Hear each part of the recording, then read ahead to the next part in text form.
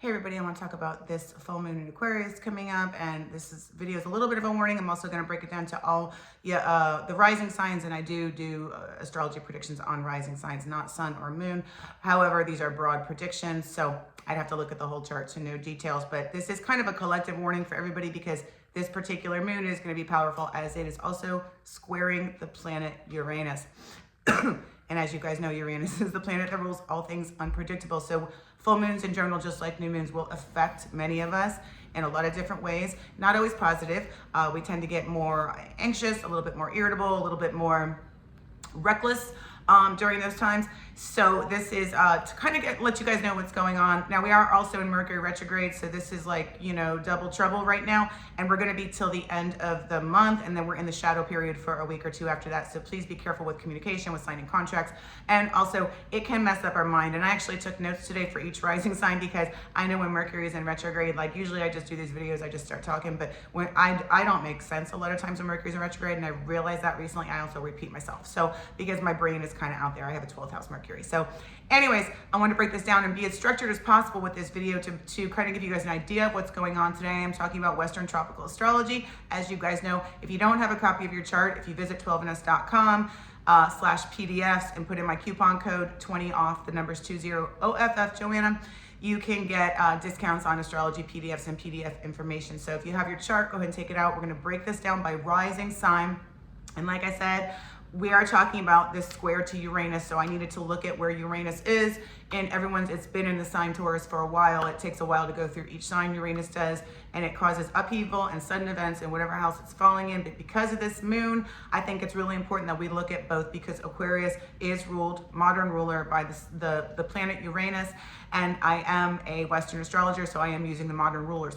So let's talk with my Aries ascendant. Okay, so you guys are basically dealing with, you're going to deal with sudden upheaval changes with friends, groups, organizations. It is hitting your 11th house, and this isn't all bad, but you maybe have noticed, and Mercury retrograde does this with all of us, but people from the past come back, and there could be some things that have been ending friendship-wise or relationship-wise. Now, the good news is, you know, one door closes, another one opens, so some new things, people are coming in, but I do want you to be careful with that, because you also have Uranus transiting that second house of money. So be very careful with your money coming up in the near future in general, but in the near future even more. I think it's really important that you focus on that and expect the unexpected as far as friendships. But this, again, could be a positive thing with new people coming into your life that you like and like you and everything else. So it's not all negative, but Uranus, that energy can go either way.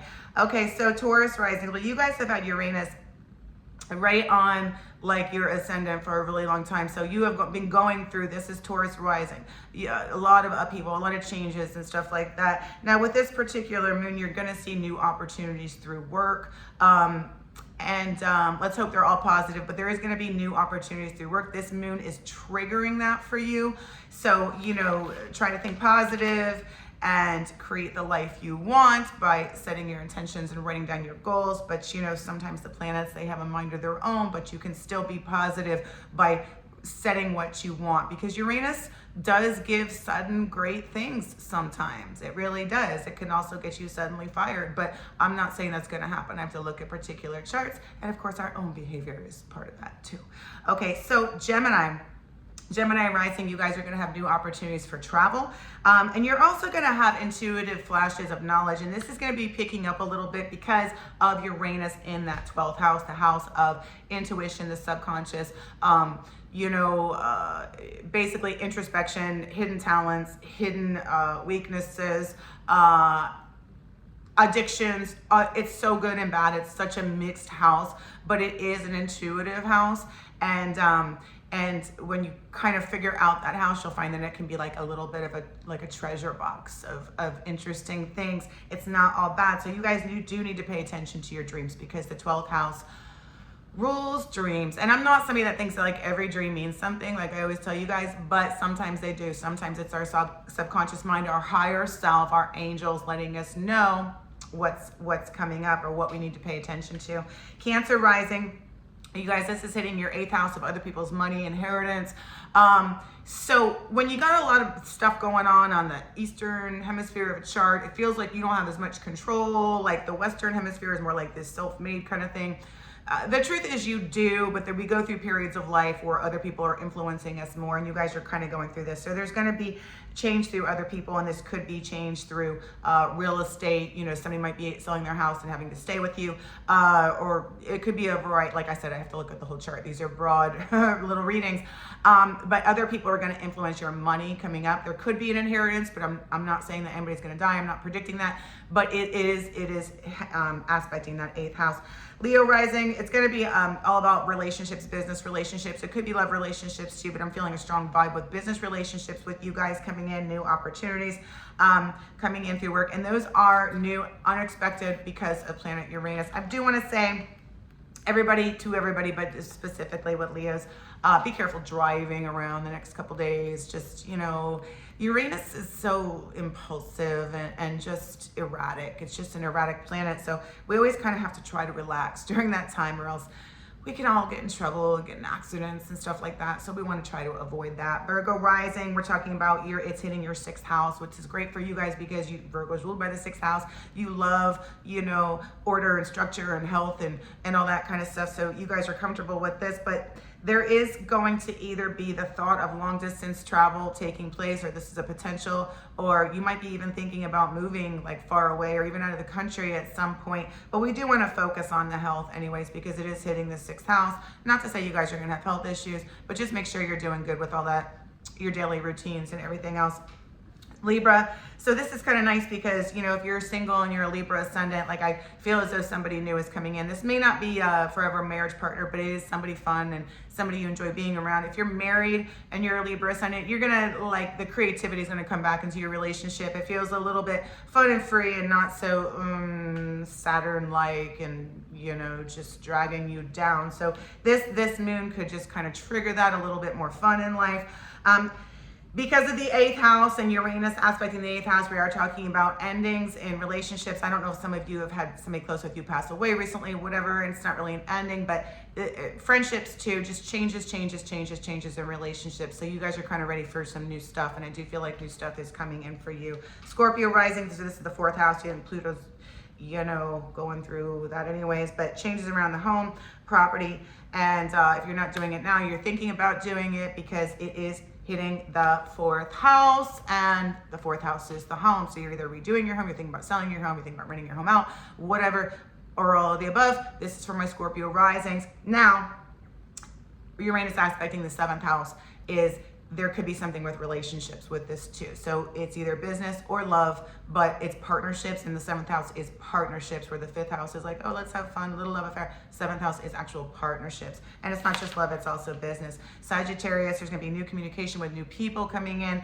I do want you guys to watch your health right now, because there is an aspect with that going on with my Sagittarius risings, but also you're gonna see changes with siblings. Some things are changing with siblings, and could be neighbors as well. I felt more siblings with this one, but either way, the 3rd house, you know, is siblings and neighbors.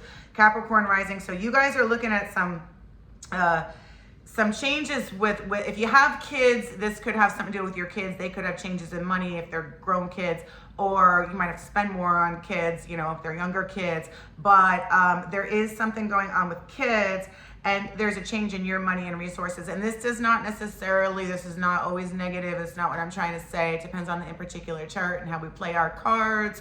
But there is going to be changes in resources because of how this moon is aspecting my Capricorn rising friends.